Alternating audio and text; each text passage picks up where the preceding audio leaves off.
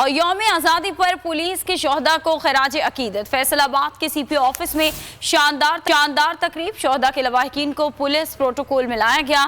مزید جان لیتے ہیں ہمارے نمائندے جی تنویر سے۔ جی بتائیے گا تنویر۔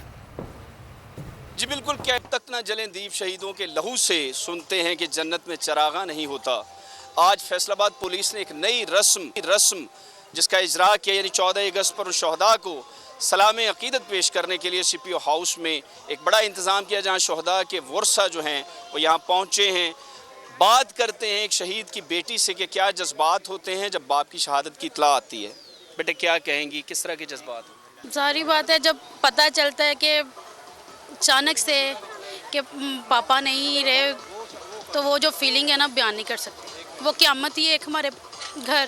الحمدللہ یہ جو اتنا ہمیں آنر دیتے ہیں، یہ دیکھ کے ہمیں بڑا پراؤڈ فیل ہوتا ہے کہ ہم اس قابل نہیں تھے۔ ہر مومنٹ پر، ہر لحظے، ہر لمحے وہ یاد ہیں اور ہمیں بھی یاد ہیں، چونکہ وہ اس قوم کا سرمایہ ہیں اور یہ شہیدوں کے جو خاندان ہیں یہ ہمارے لیے فخر کا سبب ہیں۔